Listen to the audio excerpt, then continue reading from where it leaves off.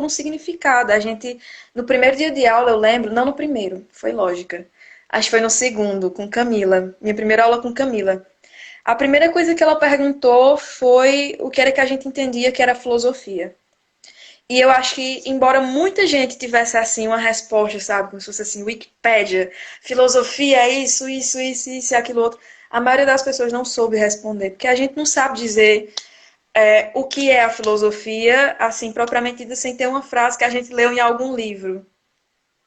Quer Essa é a falar? melhor pegadinha que você faz com um filósofo, é perguntar para ele o que é filosofia. É ótimo, eles se perdem. Pois é, então, se a gente não sabe responder o que é a filosofia, como é que a gente vai conseguir responder, por exemplo, por que que a gente não trabalha filosofia com crianças? A gente fica perdida, a gente fica, realmente, por que que a gente não trabalha filosofia com crianças? E aí, quando eu pensei o projeto, eu pensei, assim, no primeiro momento, no primeiro nível, no nível infantil. Só que aí eu fiquei, a gente começar um projeto de trabalhar filosofia com crianças no infantil, aquela idade de entre 3, se eu não me engano, a galera vê até os 6 anos de idade, ali uma média, né? O primeiro ano até o primeiro ano do fundamental. E a gente esquecer dessas crianças no fundamental 1 e no fundamental 2 não fazia sentido. Que aí eu pensei também que, por exemplo, se a gente tivesse um contato com eles, assim, em primeiro momento, essa coisa imediata mesmo, que é o que a gente está precisando agora, a gente está precisando agir. Então, se a gente tem um contato dá às crianças a oportunidade de ter um contato com a filosofia no Fundamental 2, elas já passam o Fundamental 2 e o ensino médio, aí já começa a fazer mais sentido. O ideal seria realmente a gente trabalhar a filosofia com a criança desde os primeiros anos da escola, já para manter acesa, né, a chama, só ir colocando lenha na fogueira mesmo. Mas como a gente não pode fazer isso, ainda é uma coisa muito para o futuro e que é bom a gente já estar pensando agora fazer isso para o futuro. A gente começa com o Fundamental 2, que é aquela fase que eles estão criando os grupos de amizade, que é aquela fase que eles estão decidindo o que é que eles gostam de ouvir, o que é que eles gostam de assistir, o que não gostam. Então, por eles estarem nessa fase, seria assim interessante a gente começar a instigar também por que que eles estão fazendo isso. Quais os requisitos para formar esse grupo de amizade? Quais os requisitos para gostar dessa série? Quais os requisitos para ter tais atitudes? E aí, quando a gente vai fazendo esses questionamentos, eles vão fazendo os questionamentos e a gente fica nesse eterno. Eu questiono você, você me questiona, e aí a gente vai criando uma ideia do que a gente gosta, por que a gente faz isso, e todo mundo vai trabalhando, vai formando uma filosofia juntos, né? E aí é interessante a gente pensar por que que eu escolhi assim, em primeiro momento, a galera da escola pública. Não é só por ter sido cria de escola pública, é também por isso, mas quando eu fui, ano passado, visitei a escola em que eu fiz ensino fundamental, que eu vi a estrutura da escola, eu lembrei um pouco de como foi estudar naquela escola, e aí eu pensei que eu tinha esquecido disso. A gente se contenta com o conforto da sala de aula da universidade, com cadeiras boas, com ar-condicionado, com estrutura de um pátio assim amplo para a gente conversar com as pessoas. A gente se contenta com o teto do ensino médio na escola, com estrutura razoavelmente boa. E a gente esquece, quem é cria de escola pública, que a gente já estudou numa sala de aula que nem ventilador tinha, com aqueles quadros que era a base do giz, a professora lá escrevendo e espirrando, pedia por menino bater o apagador na árvore.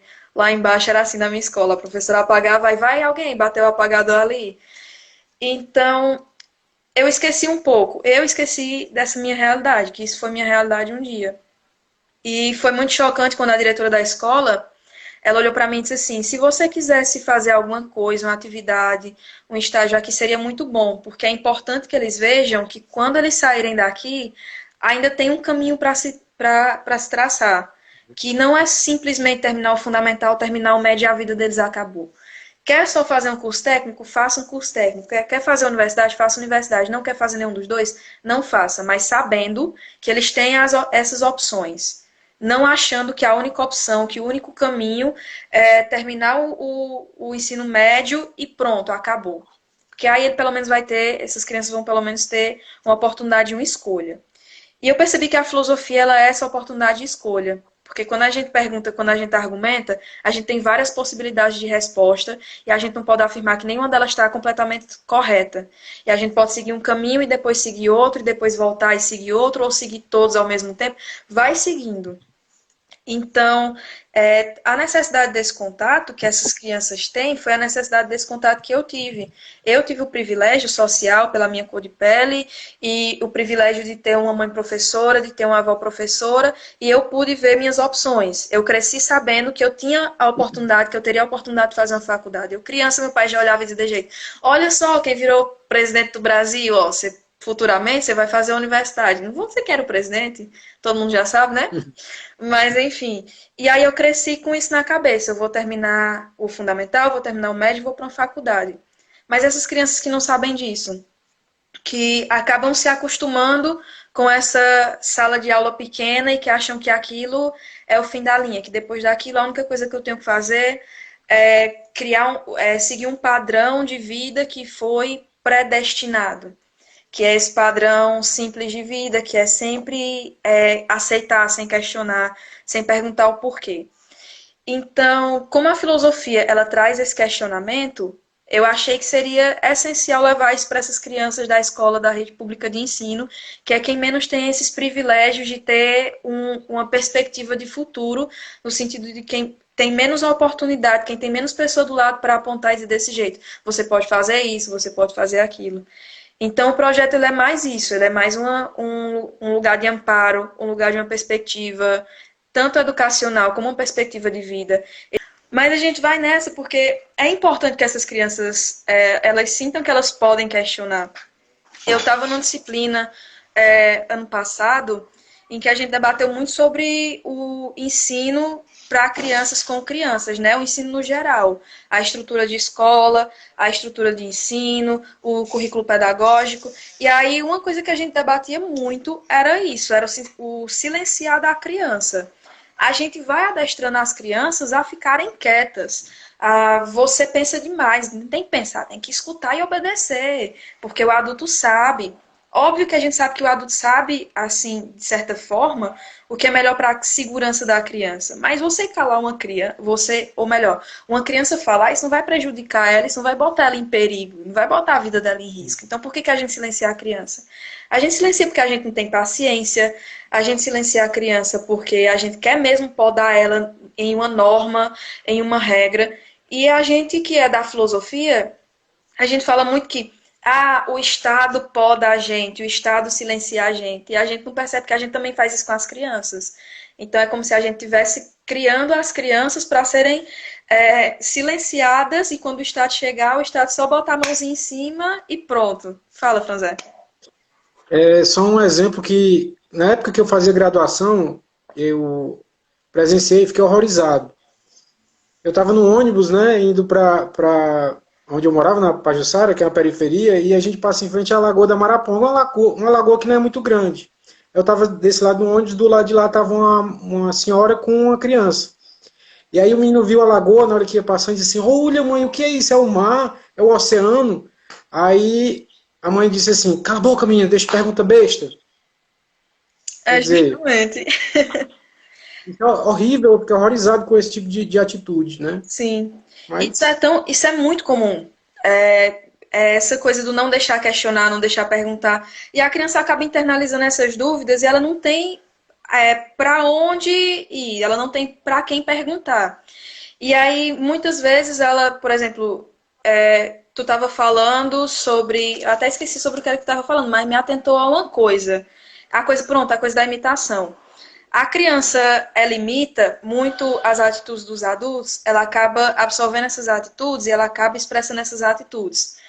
E uma das coisas que o projeto ele tenta trazer, é o questionar essas atitudes que a gente aprende com os pais. Não para a criança chegar em casa se rebelando contra o pai, de você me ensinou coisa feia, mas para ela perceber como ela está agindo com as outras pessoas, como ela está agindo consigo mesma, de acordo com as atitudes que ela aprende e que ela imita. E aí uma coisa que rebelar faz parte, né? é. E aí uma Faz coisa que me parte. veio à cabeça é que como essa geração, ela está muito ligada, está muito conectada o tempo todo, não só com o celular, mas, por exemplo, os canais de televisão que são para crianças, eles estão o tempo todo criando séries novas, eles estão o tempo todo criando programas novos. E esses programas, eles aparentemente, eles são para representar essas crianças.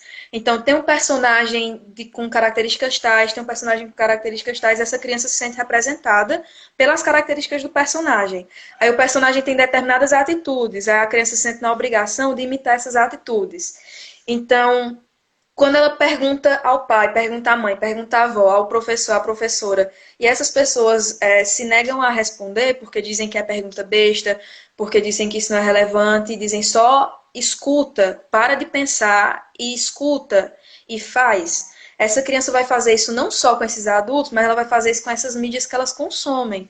As crianças consomem muito conteúdo no YouTube, a gente tem uma problemática enorme em volta disso.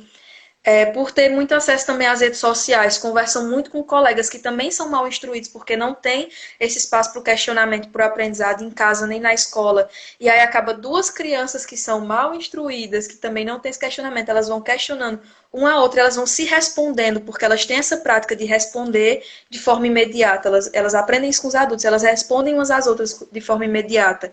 E elas absorvem essas respostas imediatas umas das outras. E acabam os dois muito perdidos.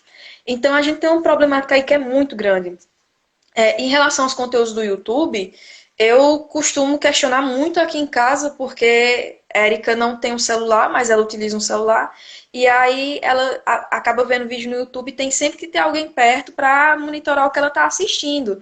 E aí as crianças, elas assistem muito certos canais, por exemplo, de pessoas adultas, se dizendo, eu sou uma criança, e não sei o quê, e quebra brinquedo, e joga coisa dentro da piscina, e faz brincadeira besta, e ela vai absorvendo aquilo, ela vai agindo daquela forma, porque ela acha que está correta. Mas quando ela tem uma abertura para conversar, por exemplo, com o pai e a mãe, se o pai e a mãe dizer de jeito, isso não está certo, porque é assim, assim, assim, e ela questionar, não, mas eu não entendo por que não está certo, e ela ter sempre aquela mediação, ela não vai achar mais aquilo que ela está vendo no vídeo correto.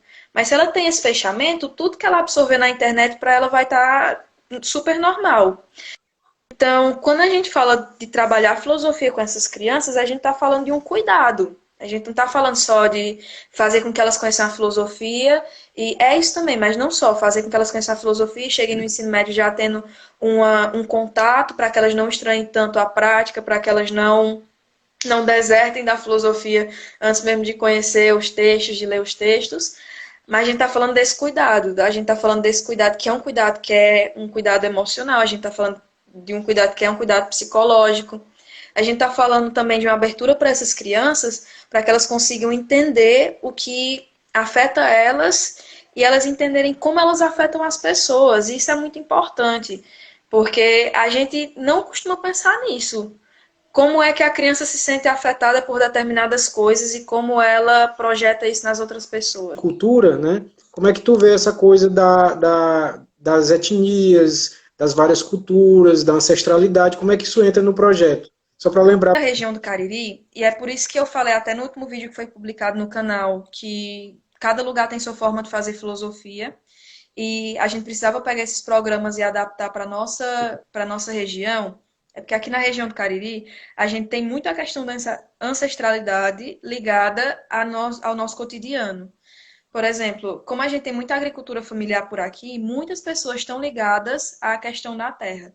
E mesmo que a gente tenha, por exemplo, uma cultura de consumismo, muitas pessoas elas sabem de onde vem o feijão, elas sabem de onde vem o leite, elas sabem de onde vem o arroz, porque tem a avó materna trabalhava na roça e escuta as histórias dessa avó materna. Ou o avô ainda tem roça e recebe o feijão em casa naquelas garrafas PET de 2 litros. É o caso daqui de casa. Minha família é da roça, de Caririaçu.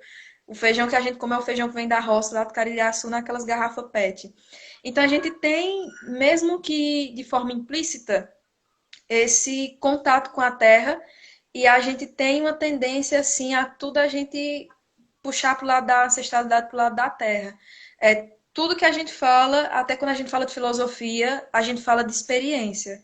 A gente fala minha mãe, meu pai, minha irmã, é minha avó, é isso, porque a gente tem muito contato com a família e com a ancestralidade.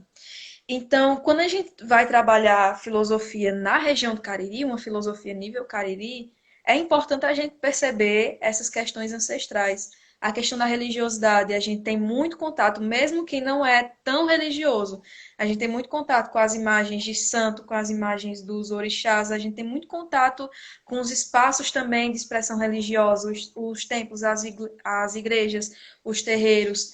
E quando você vai falar, por exemplo, desse público de estudantes que frequenta a escola pública, que é o público-alvo desse nosso projeto, a gente vai falar de pessoas que têm isso assim mais claramente, esse contato com a terra, esse contato com a ancestralidade, porque são pessoas que assim de forma mais intensa sabem de onde vieram ou procuram questionar, procuram entender de onde vieram.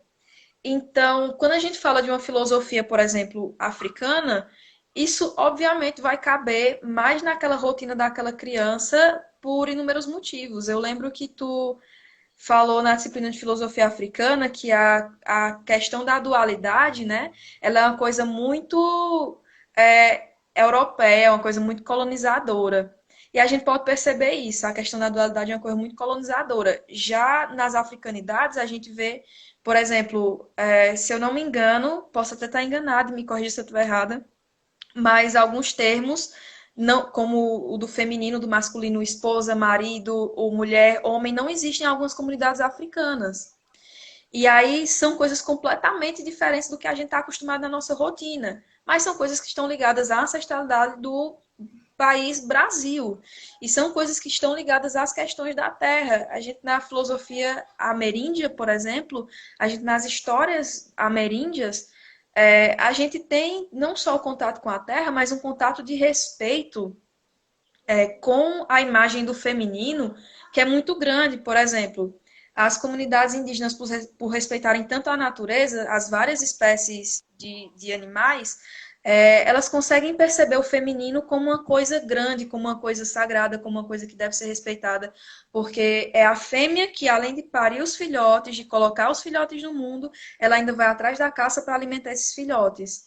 Então, como a gente tem esse contato com as comunidades indígenas daqui da região do Cariri, a gente vê também o feminino dessa forma, que é uma forma desconstruída do feminino que a gente vê, que é o feminino que é trazido da Europa.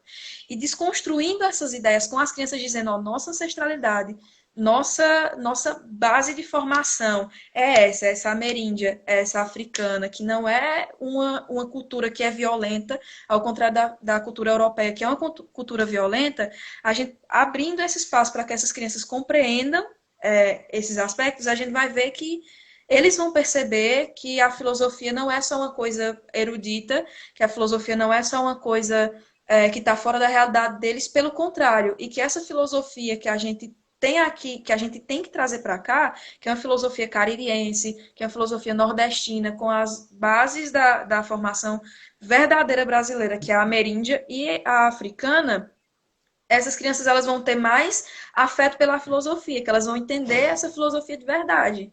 Que não é só essa filosofia de homens brancos europeus falando sobre coisas absurdamente abstratas, que é uma coisa que é real, que é uma coisa que é respeitosa, que é uma coisa que vai fazer com que elas se sintam abraçadas e representadas.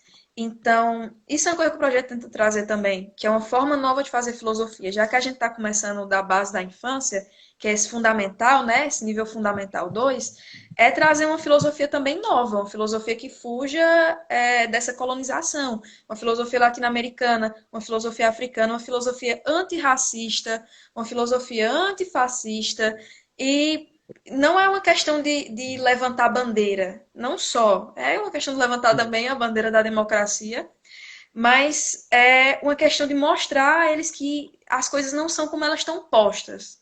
Acho que esse é o ponto principal. E como as coisas estão postas, é um regime completamente violento, que é o que a gente vive, é um regime misógino, é um regime que exclui qualquer manifestação de ser que fuja do padrão binário, que fuja do padrão branco, que fuja do padrão, posso até arrisco dizer, que é culturalmente erudita, porque, por exemplo, a gente faz Enem, cai galera, tipo assim, umas obras de arte que a gente nunca nem viu na vida, uns textos super complicados, palavras difíceis que aquela pessoa provavelmente nunca teve nem contato na vida. E não é só disso que a gente está falando, principalmente porque a gente vive num país que foi racializado, a gente vive numa região que até hoje é marginalizada, a região Nordeste é uma região muito marginalizada. A gente está no interior do Ceará, mesmo sendo uma região metropolitana, aqui a região do Cariri é o interior. Então, com todos esses aspectos, a gente acaba esquecendo das nossas, com toda essa sociedade que está posta, né? A gente acaba esquecendo das nossas raízes. Então, trazer filosofia para crianças, nesse modelo que a gente está estruturando esse projeto, é trazer também uma nova perspectiva de visão, tipo, de cultura, que não é tão nova assim, porque já é uma coisa nossa. A gente está só ali tirando a capa de invisibilidade dessas culturas, dessas formas de pensamento. E aí, quando a gente abre espaço, a gente acaba descobrindo muitas outras coisas, porque, por exemplo, como as crianças, como nós, na verdade, nós sempre levamos para as experiências, nossa mãe, nosso pai, nossa avó, a gente começa a conversar uma coisa com eles. Ah, minha avó era índia, eu conheço as histórias dela, porque na comunidade fazia assim, assim, assim. E a gente vai descobrindo muitas outras coisas. Então, da mesma forma que a gente tem história para contar, as crianças também têm. Diz, Franzé. Então, é justamente isso, essa ideia da gente pensar num regime que seja realmente democrático, que seja descolonizado, e lembrar casos, por exemplo, como o do menino, do garoto João Pedro, né, que foi brutalmente assassinado, ou desse menino de ontem, que eu não lembro agora o nome, É, né, Miguel. Miguel, que caiu de um prédio, né, quer dizer, esse mundo que não digamos, nem para essas crianças esse mundo não tem mais espaço, né? Que não aceita a ancestralidade dessas crianças, como o caso daquelas crianças que são filhos de pessoas do candomblé ou da Umbanda e que são, né, tratadas com preconceito, com intolerância. Quando é que a gente vai conseguir desmontar isso, né? É preciso que justamente as crianças possam respeitar as outras crianças nas suas diferenças. Né? É justamente essa ideia. E a gente pode Mas era só para fazer esse. E a gente pode trazer isso de várias formas no discurso, né? A gente pode trazer isso com filme, com livro, a gente pode trazer isso no debate, com textos. Quando a gente abre um espaço para que essas crianças conversem, elas se sentem mais, elas vão se sentir mais seguras. Principalmente quando a gente vai trabalhando junto com essas crianças que têm determinadas crenças e com as crianças que já têm essa imitação dos pais, né, de recusar e de negar essas crenças, o respeito mútuo. Então, trabalhar com as crianças esse respeito também é trabalhar o respeito à diversidade religiosa, à diversidade cultural, ensinar que o turbante não é uma coisa ruim, por exemplo, para que a menina possa ir com turbante para a escola, é falar sobre o cabelo, é falar sobre. E a gente tem muitas teóricas, por exemplo, que trazem esse debate. A gente está no coletivo, né, das mulheres pensantes, a gente está trabalhando a Grada Quilomba.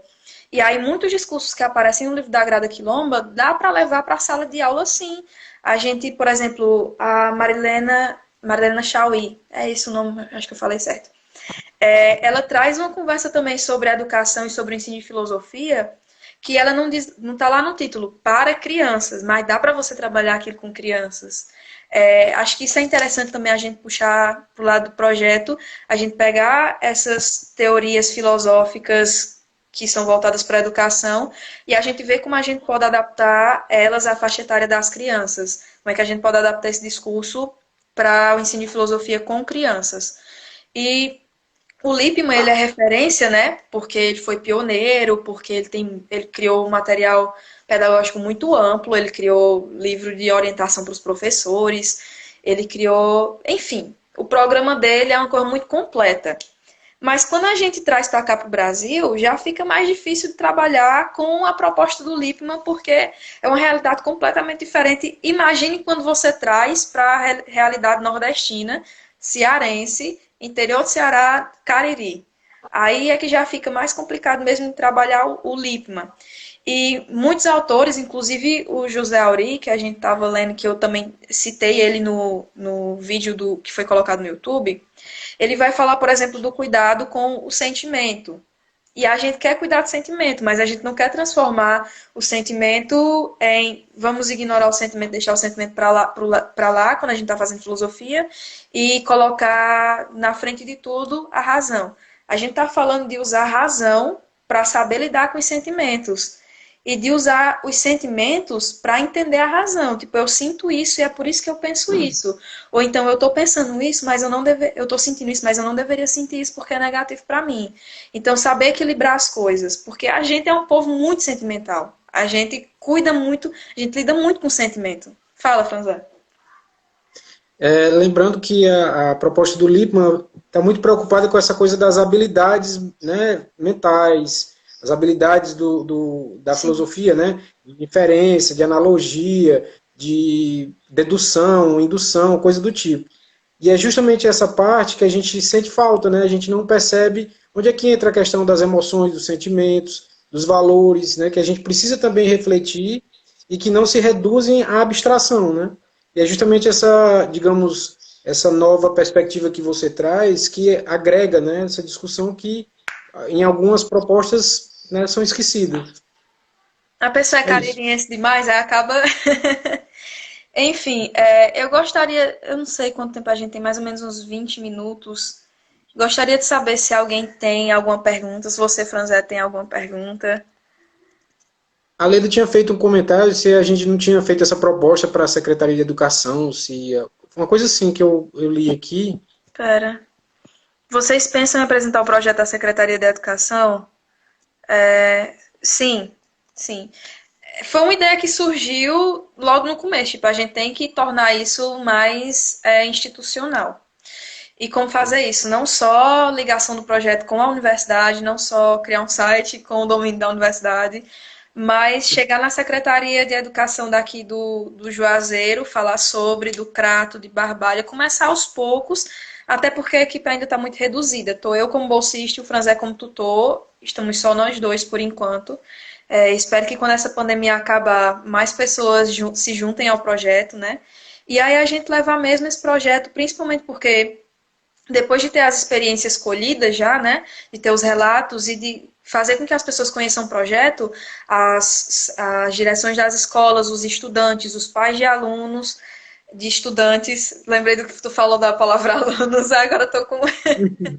Então, depois de fazer com que as pessoas conheçam o projeto, a gente colher a opinião dessas pessoas, os relatos dessas pessoas, sobre os afetos que elas tiveram com o projeto, e a gente levar isso até a Secretaria de Educação. Porque eu não vou mentir, o modelo de ensino fundamental que eu penso ideal é com essa disciplina, disciplina de filosofia, ou uma disciplina de práticas filosóficas e sociológicas, não sei, alguma coisa que bote a filosofia, que bote as ciências sociais também, que a gente sabe que as ciências sociais são extremamente importantes para o desenvolvimento de jovens, de crianças. A gente tem contato com as ciências sociais só no ensino médio também. E eu, sinceramente, quando eu entrei no ensino médio, eu me apaixonei por filosofia e sociologia, tanto é que o plano é terminar a filosofia, fazer um mestrado e ir para as ciências sociais. E eu acho que, e eu não estou sozinha nisso, que é extremamente importante a gente colocar isso como disciplina, a gente institucionalizar mesmo, a gente colocar pessoas que são formadas na área para lecionar essas disciplinas também.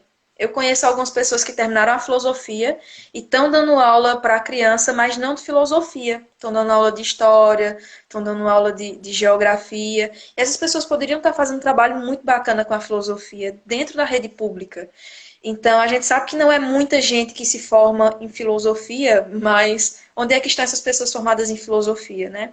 Quais são os lugares que elas estão ocupando? Como é que elas estão contribuindo para a formação de jovens, de crianças, de adolescentes?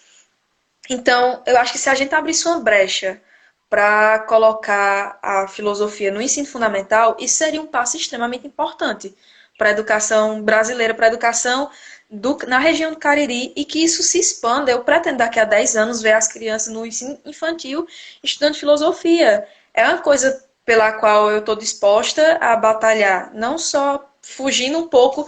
Nos últimos meses eu não fiz nada da minha monografia, eu só me dediquei ao projeto, ler, estudar, escrever coisa e sugerir livro, porque eu realmente botei na minha cabeça que é muito injusto sabe? Que essas crianças não tenham contato com a filosofia. A gente se sente tão feliz, tão bem, tão maravilhado com a filosofia, então não colocar a filosofia para essas crianças, a gente está privando elas de uma coisa que é muito boa, que é muito linda e que é muito importante para o desenvolvimento pessoal, para o desenvolvimento acadêmico delas. Então, sim, ir na Secretaria de Educação é o próximo passo, logo depois que a gente conseguir colocar o projeto em prática.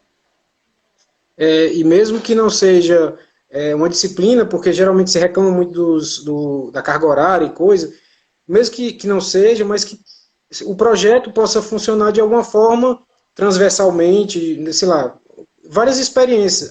Basta lembrar o PIBID, né? Sim, O trabalho que o PIBID faz, eu até aproveitar e lembrar o trabalho que as meninas fizeram, né?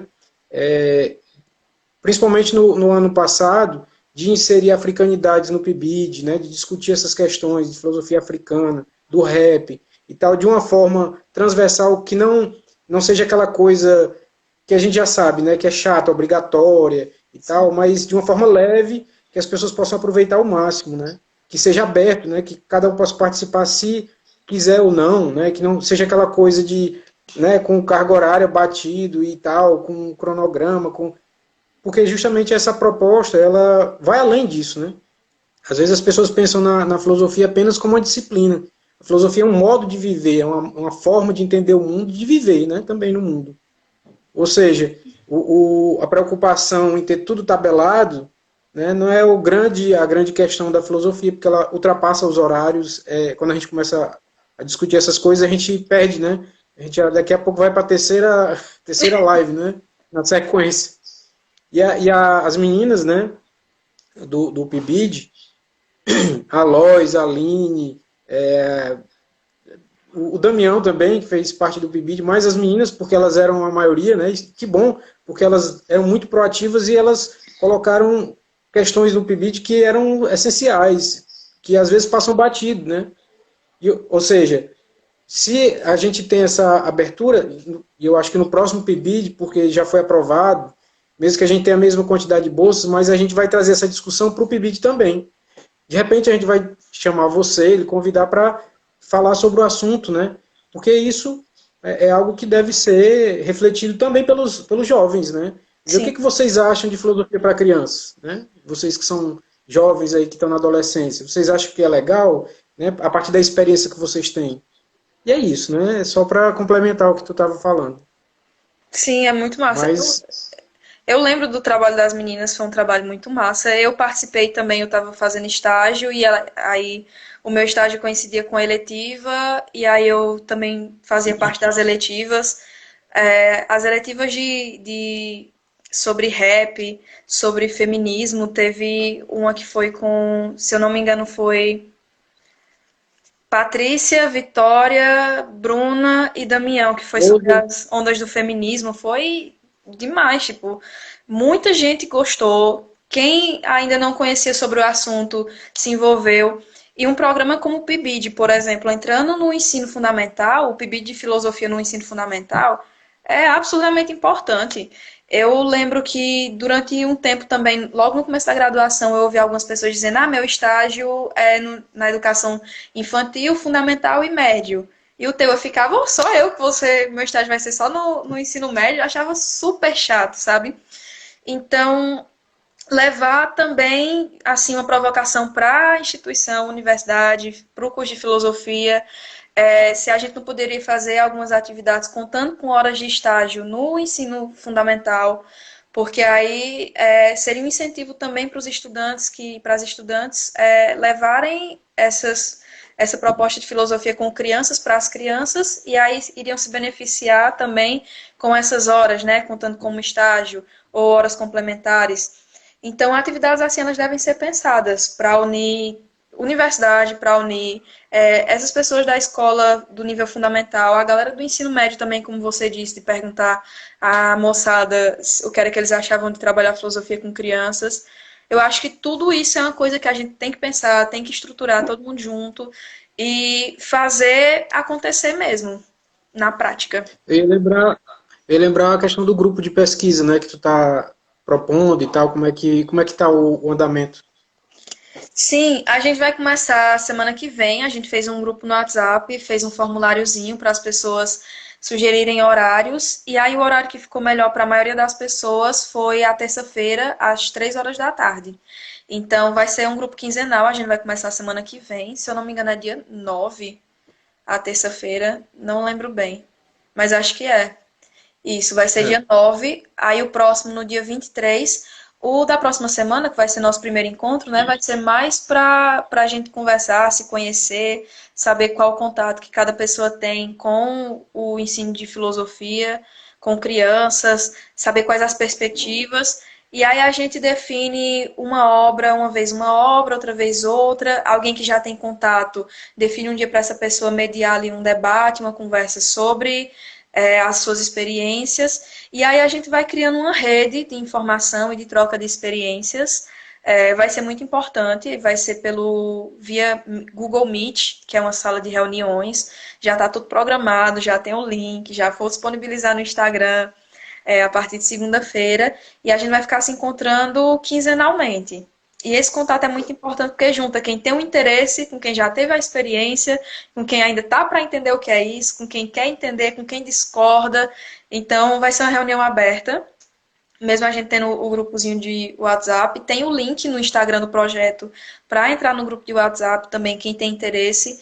Quem não pode participar das reuniões via Google Meet por causa do horário ou da data, pode contribuir no grupo também. A gente conversa lá, a gente manda livro, PDF. Então é importante esse contato com as pessoas.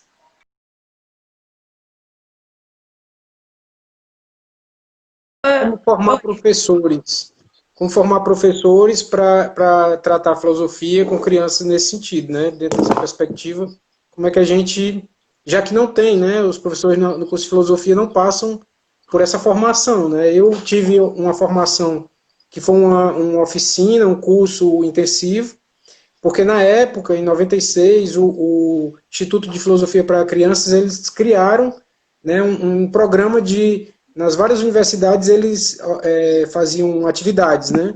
E aí eu fiz esse curso, intensivo e tal, mas não era uma coisa que tinha uma continuidade. Na verdade, lá na UES tinha um CEAF, que era Centro de Estudos de Filosofia. E aí promovia esses eventos, essas atividades.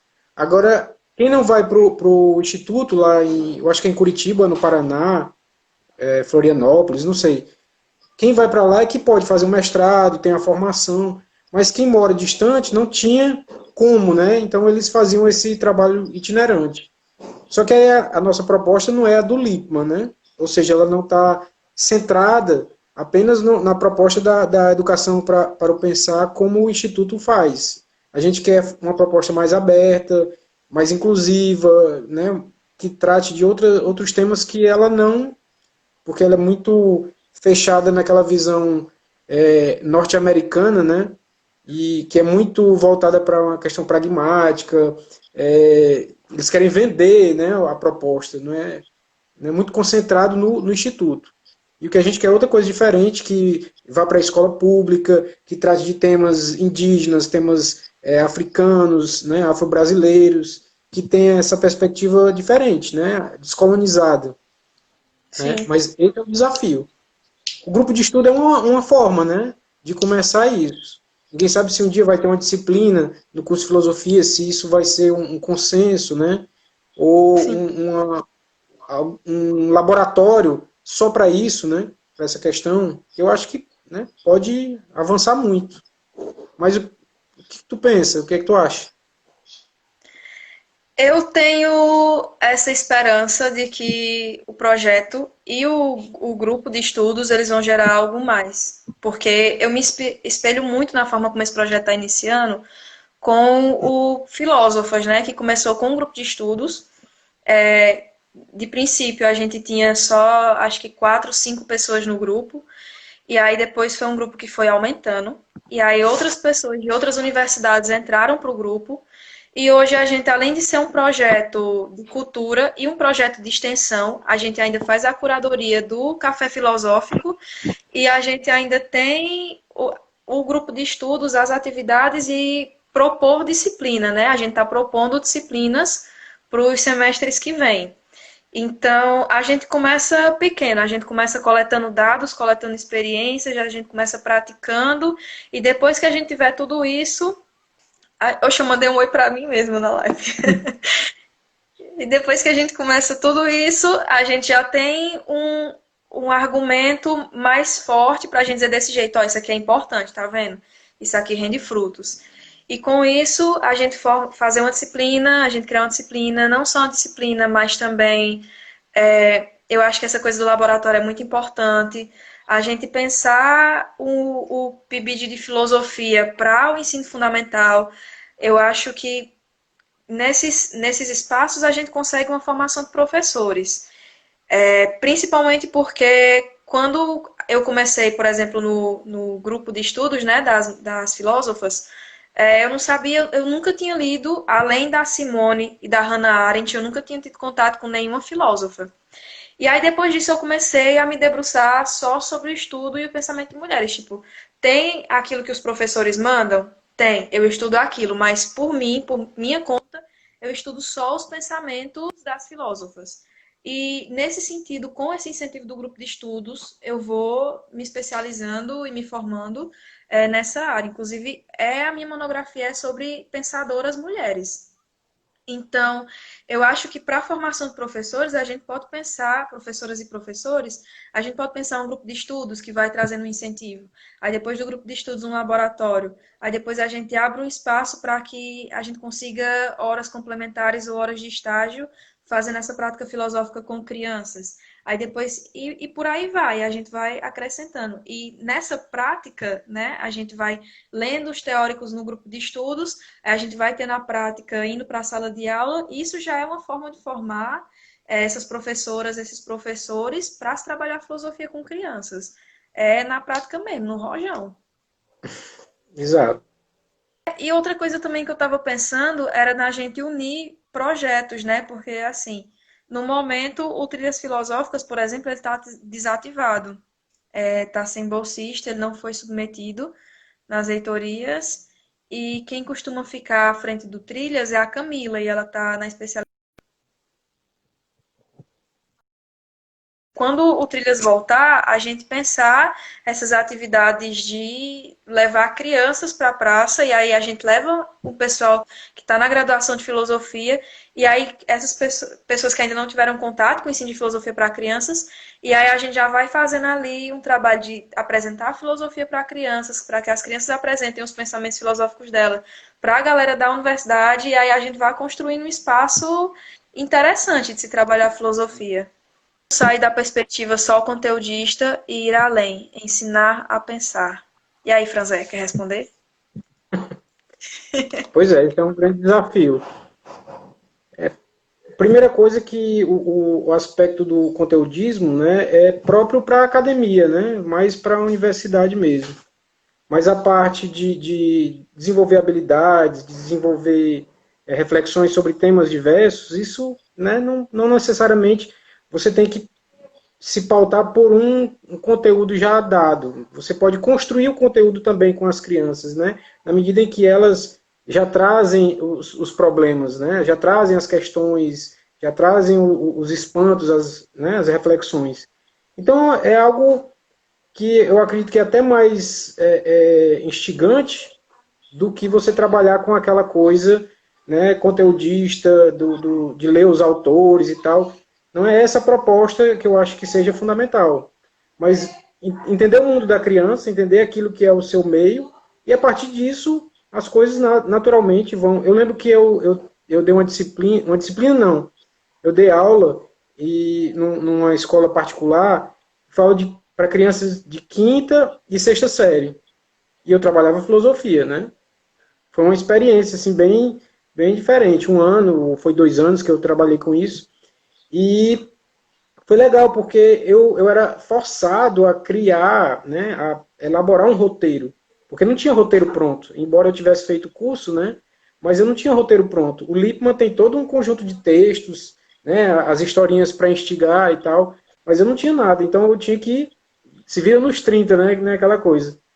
E aí surgiam, os temas iam surgindo, né, e aos poucos eu fui pegando a manha, Por exemplo, teve um dia que eu lembro que foi fundamental, foi essencial, que a gente começou a tratar do tema do sonho, né? E a gente foi comparar sonho e realidade, falar sobre como é que o sonho é produzido, se a gente pode, tipo assim, eu posso programar o que eu vou sonhar hoje à noite, aí as crianças iam falando, né? E eles iam dizendo, eu falei sobre pesadelo, o que vocês acham que é o pesadelo? Por que a gente tem pesadelo e às vezes tem sonho?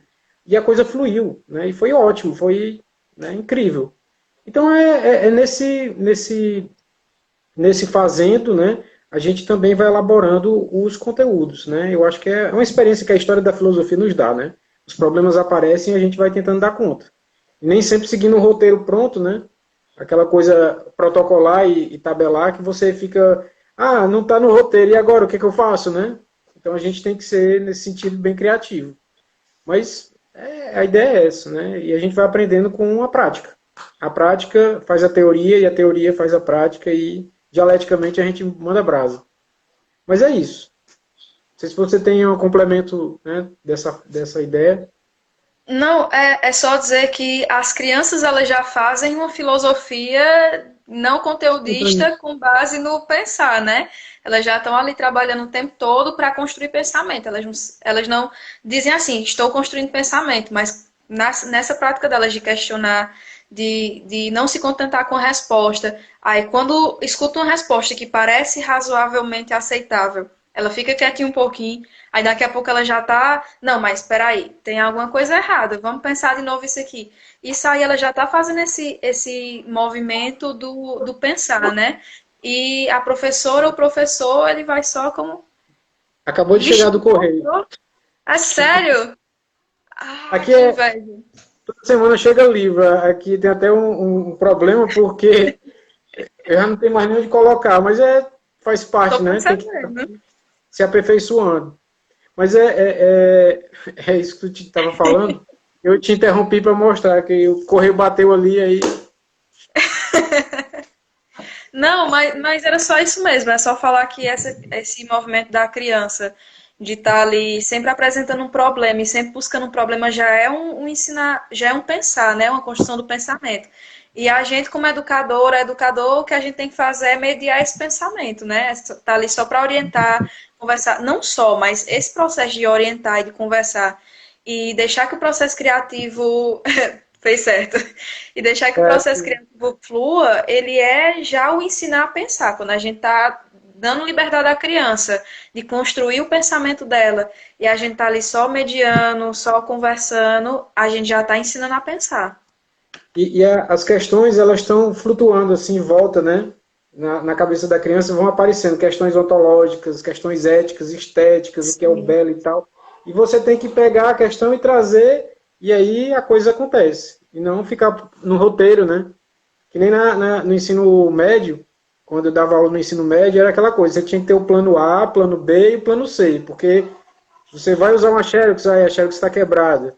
Você vai usar um vídeo, mas aí o videocassete, na época do videocassete, não estava prestando, né? Não tinha CD. E aí você tinha que, né, ser criativo. Eu acho que falta um pouco de criatividade, mas as crianças ensinam para a gente também, né? Elas provocam. Eu acho que é isso. Apareceu outra aqui. Na minha cidade tem uma escola, é da Dagmar. Na minha cidade tem uma escola da rede pública do Fundamental que trabalha filosofia. Para mim isso é novo e muito bom, porque acho importante despertar criticidade desde cedo nos indivíduos. Nossa, que massa! É uma escola só ou é do município? Porque Em pode ser algumas um escolas programa. particulares, né?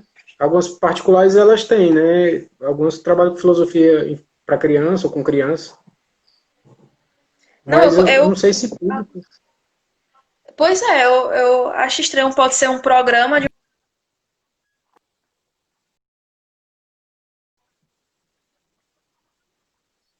Ah, é uma escola só. Deve ser algum programa de algum professor. Escola modelo. É, a gente percebe o porquê, né? Muitas experiências Geralmente aí, né? a escola particular da rede privada, ela forma o plano de aula, claro que ela tem uma base, né, a BNCC, por exemplo, mas ela forma as disciplinas, o plano de aula, ela estrutura ali, ela tem uma equipe pedagógica para isso e elas colocam mesmo a disciplina de filosofia com o intuito de fazer esse movimento do pensar nas crianças, mas a gente sabe que também tem o intuito de fazer com que as crianças já tenham familiaridade com o tema da filosofia, para quando elas chegarem no ensino médio, elas já terem esse contato e ficar mais fácil para vestibular, ficar mais fácil para entrar na faculdade. Infelizmente, a gente sabe que é como se houvesse uma competição aí, né? A escola particular está sempre correndo para formar bons estudantes que vão passar para as melhores universidades, que vão tirar as melhores notas nos vestibulares. E é um pouco complicado, mas escola modelo achei interessante. Uma escola criada deve ser um Ah, programa de algum professor, algum projeto, né? pois é, os Se é um... projetos acontecem. Em Fortaleza, eu lembro que era no Colégio Batista que tinha na época, que é um colégio de elite, né? Então a elite está sempre, né, como em São Paulo, né? As escolas de elite paulistas trabalham com Paulo Freire, né? E aí, enquanto a gente não tem Paulo Freire na escola pública realmente sendo trabalhado, e aí o pessoal fica criticando Paulo Freire quando Paulo Freire está sendo usado pelas escolas de ponta, né? E olha como uma coisa, né? Não, é tipo assim, Paulo Freire não pode ser para o pessoal da escola pública, tem que ser só para nós, porque esse método aqui é bom, então vamos aproveitar. Para os outros é ideologia, né? Para os outros é É isso aí. doutrinação, né?